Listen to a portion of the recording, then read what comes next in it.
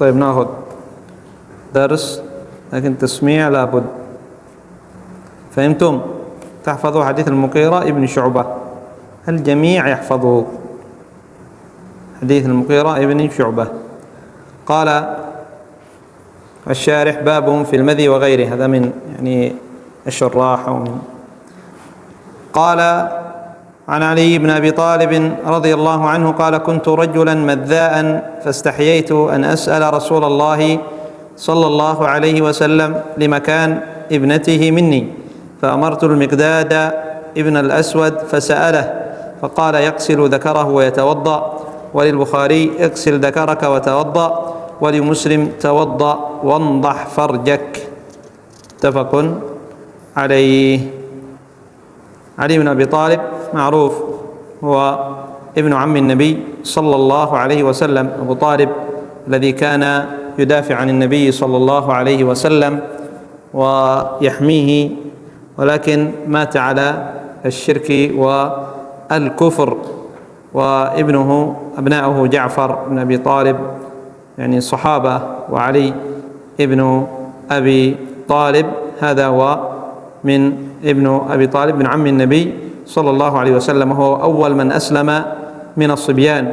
قيل أنه ولد قبل بعثة النبي صلى الله عليه وسلم ب10 سنين، ورباه النبي صلى الله عليه وسلم.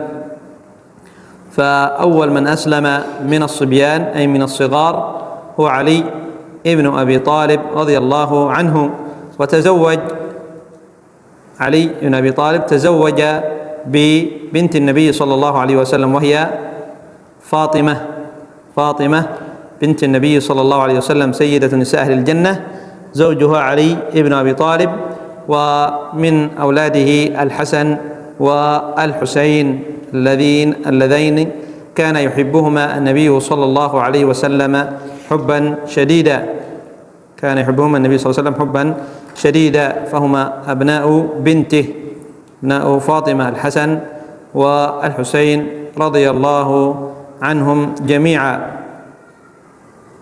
قال: كنت رجلا مذاء، أي صيغة مبالغة، أي كثير المذي. سبب خروج المذي هو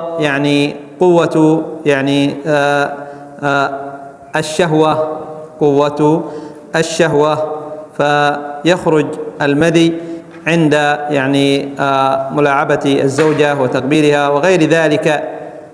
فكان علي بن أبي طالب رضي الله عنه كما وصف نفسه هو رضي الله عنه: كنت رجلا مذاء استحى أن يسأل النبي صلى الله عليه وسلم. لماذا؟ قال: لمكان ابنته مني، لأن ابنة النبي صلى الله عليه وسلم زوجته، فاستحى من ذلك. قال: فأمرت المقداد بن الأسود فسأله، أي أمر علي بن أبي طالب رضي الله عنه المقداد ابن الأسود أن يسأل النبي صلى الله عليه وسلم عن حكم المذي.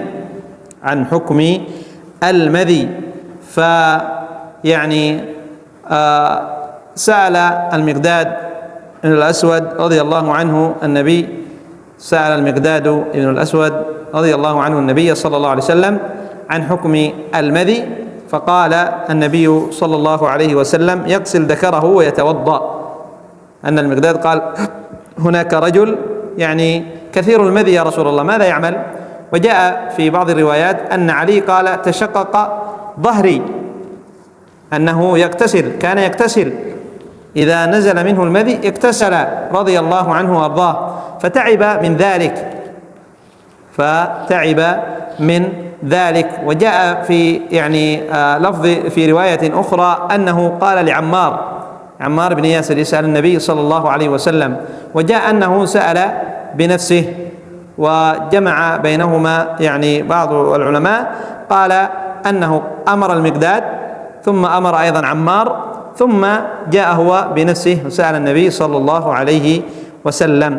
فحكم المذي إذا نزل قال: يغسل ذكره، أي يغسل ما أصابه المذي، ليس جميع الذكر، مثل الاستنجاء، مثل إذا بال يغسل ذكره، فكذلك المذي إذا خرج منه يغسل ذكره ويتوضأ، فهو ناقض من نواقض الوضوء خروج المذي، وهو قلنا يخرج عند يعني تذكر يعني الشهوة، عند تذكر الشهوة، وسينزل هذا المذي، ينزل المذي، وهو ليس كالمني، سيأتي معنا حكم المني. وكذلك ليس هو الودي، الودي يخرج مع البول وبعد البول يخرج الودي، هناك مذي وودي ومني. مني سيأتي معنا حكمه يعني الغسل الجنابة، والودي يخرج بعد البول مع البول، يعني هذا أيضا يعني ناقض من نواقض الوضوء. والمذي يخرج في حال تذكر وحال يعني ملاعبة يعني الزوجة وغير ذلك من مقدمات يعني من أنواع الاستمتاع، غير ذلك من أنواع الاستمتاع، فيخرج هذا السائل. فالنبي صلى الله عليه وسلم أمر بأن من خرج منه المذي فإن عليه أن يستنجي، يغسل ذكره، ليس جميع ذكره. جاء في يعني بعض الروايات اغسل ذكرك وأنثييك، لكن لا يعني تصح، بعض العلماء يصححه لكن لا صواب أنه يستنجي فقط، يغسل مثل ما يغسل للبول، يغسل ذكره مثل ما يغسل للبول. ويعني ما وقع من المذي في الثوب فإنه ينضحه، كما قال النبي صلى الله عليه وسلم. قال لا، جاء في يعني روايات أخرى أنه يعني يعني في مسألة المذي أنه ينضح الثوب، أي يأخذ الماء ويقول به هكذا في الثوب في مكان ما وقع المذي. وقيل يغسل الثوب، قيل يغسل الثوب. والمذي نجس، وكذلك الودي، المذي كما تقدم معنا نجس، وكذلك الودي. أما المني كما سيأتي فهو طاهر وليس بنجس، وليس بنجس. قال: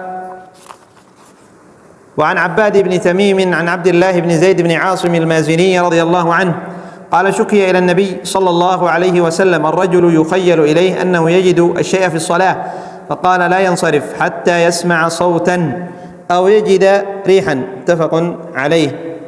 جاء في بعض يعني الطرق عن عباد بن تميم عن عمه عبد الله بن زيد، قيل عمه من جهة أمه أو عمه من جهة أبيه. قال عن عباد بن تميم عن عبد الله بن زيد بن عاصم المازني رضي الله عنه قال: شكي إلى النبي صلى الله عليه وسلم، أي اشتكى رجل إلى النبي صلى الله عليه وسلم، أو شكى رجال إلى النبي صلى الله عليه وسلم.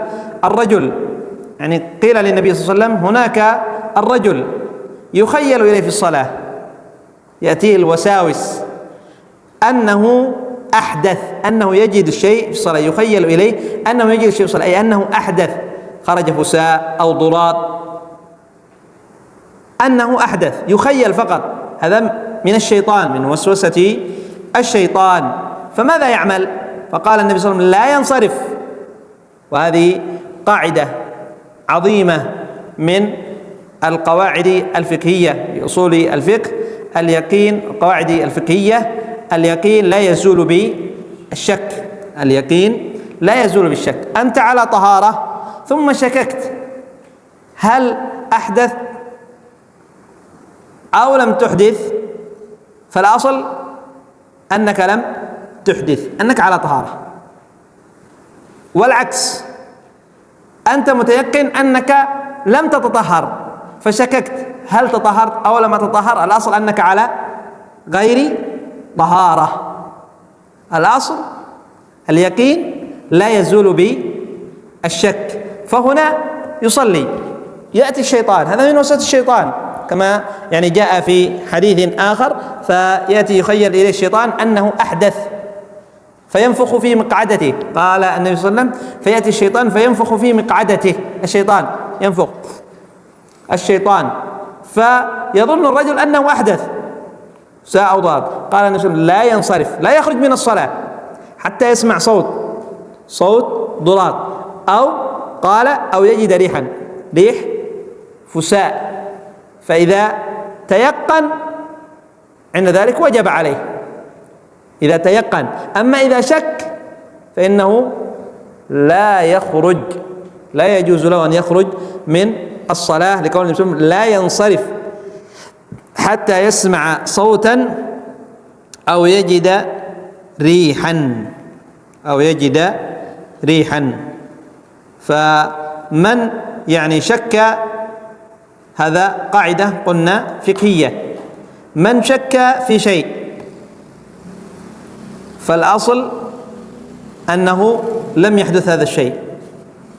مثلا شك في الطهارة، هذا في الصلاة أو في غير الصلاة.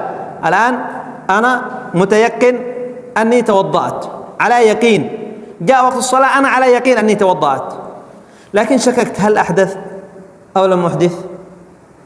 ما هو العمل؟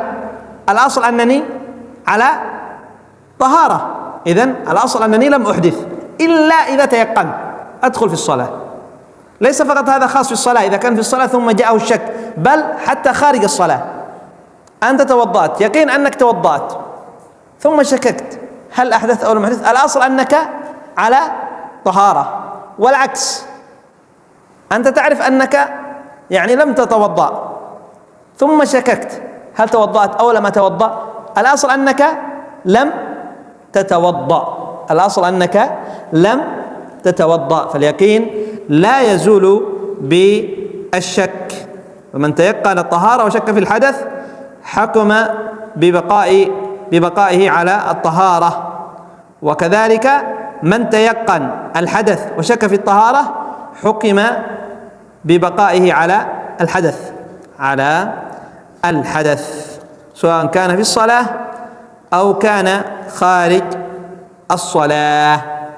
خارج الصلاة أن هذا الحديث قال النبي صلى الله عليه وسلم إذا شكي إلى النبي صلى الله عليه وسلم أنه يخيل أنه يجد الشيء في الصلاة، لذلك قال بعض العلماء هذا إذا كان في الصلاة. أما إذا كان خارج الصلاة فشك هل انتقض وضوء أو لم ينتقض، هنا يتوضأ. قالوا لا، الأصل أن الحديث عام، وهذه قاعدة عامة، اليقين لا يزول بالشك.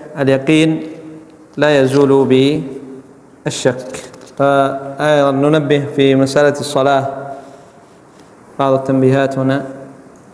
مسألة تسوية الصفوف تنظر إلى خلف الرجل هكذا، صح؟ هنا في الخلف تجعلها مستوية في الخلف، ليس في الأمام. فهمتم؟ هنا الرجل هكذا رجلك، صح؟ هنا تنظر في الخلف مستوية مع من بجانبك، هذا أمر. الأمر الثاني لا تجعل رجل هنا ورجل هنا، لا، ولا تلصقهما. عندما تكون قائم اجعل رجلك يعني مع جسمك، لا تفتح زيادة، مفهوم؟ تجعل رجل هنا ورجل هنا، تضايق من بجانبك. ولا تلصقهما هكذا، لا، اجعلها وسط، فهم؟ مقابل جسمك لأجل صاحب يكون هنا، صاحبك يلتصق بك، مفهوم؟ أن يلتصق بك. كان يعني النبي صلى الله عليه وسلم قال وحاذوا بين المناكب والأعناق، مناكب يعني يكون منكبك مع منكب من بجانبك، مفهوم إن شاء الله؟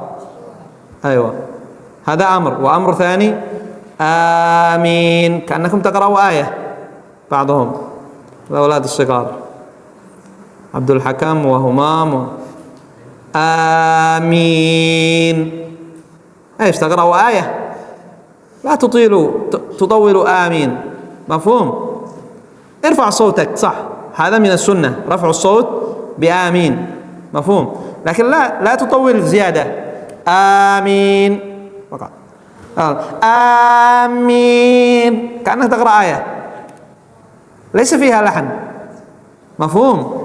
لا تلحن آمين، ولا تطول زيادة حتى الإمام يقرأ ولا الضالين وآمين، الإمام يريد يقرأ، بل الإمام بعض الأحيان يقرأ وهو ما زال في آمين، خطأ، مفهوم؟ آمين. وأيضا يعني يخطئ كثير من المأمومين في قول آمين، غير المغضوب عليهم ولا الضالين، آمين. لا تقولوا آمين، لا، خطأ، مفهوم؟ قولوا آمين، مفهوم؟ ولا تطيلوا زيادة. ارفع صوتك، لا بأس، هذا من السنة، من السنة أن ترفع صوتك. قال الإمام الضالين يقول آمين. أيوة، مفهوم؟ فهمتم إن شاء الله؟ فهمت يا همام؟ تمام.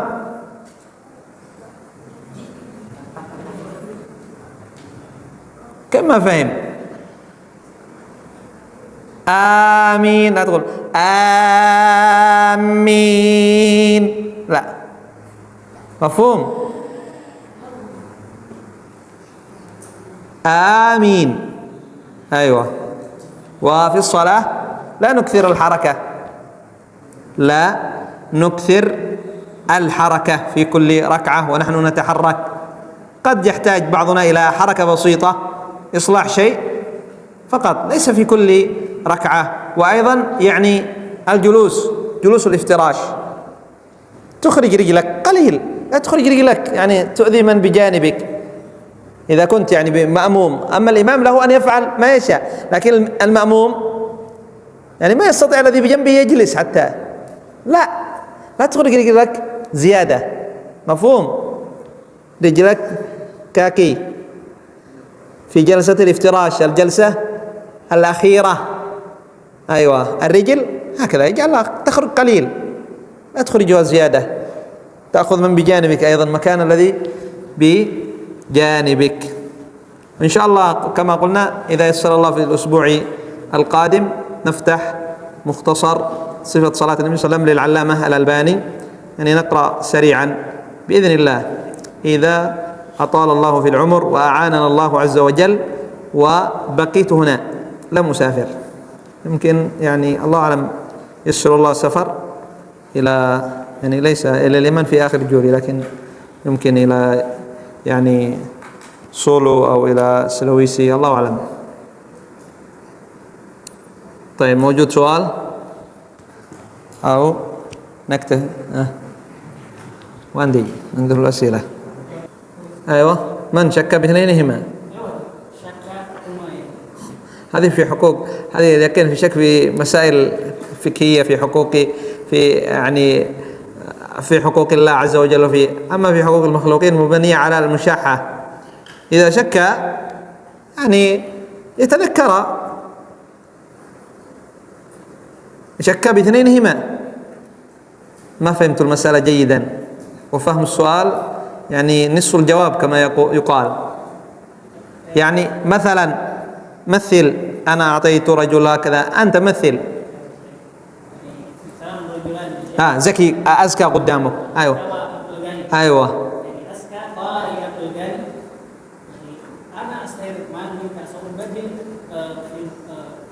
فيما بعد. أيوة، ثم يعني قال عبد الغني أزكى، هل قد دفعت ديني أو لم أدفع؟ قال نسيت، وهو قال نسيت وهو ينسى. يعني الأصل أنه أخذ الدين، صح؟ هذا فهمته الآن. يعني أنا أظن شك هل أعطاه أو لم يعطيه. يعني الأصل أنه قد أخذ الدين، الأصل أن عند يعني أزكى موجود عنده دين، أو أيوة، يعني أزكى أخذ من عبد الغني، صح؟ أزكى قال لعبد الغني أنا سأخذ منك مال 5,000 وبعدين سأعطيك. أخذ المال ثم نسي، أزكى نسي هل أعطيت عبد الغني، وعبد الغني نسي هل أعطاني أزكى. فالأصل أنه لم يعطيه، الأصل باقي، الأصل أنه لم يعطيه، الأصل أنه اليقين أنه أخذ.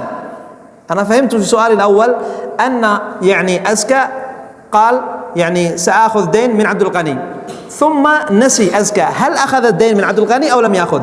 هذا فهمت الأول، السؤال الأول، لكن يعني هذا ليس صواب، صح؟ الصواب أنه قد تيقن أنه أخذ ثم شك. الأصل البقاء على اليقين، يقين أنه أخذ، صح؟ هم متفقون أن أزكى يعلم أنه أخذ من عبد الغني، صح؟ وعبد الغني أيضا متيقن أن أزكى أخذ منه، لكن شكوا هل أرجع أو لم يرجع.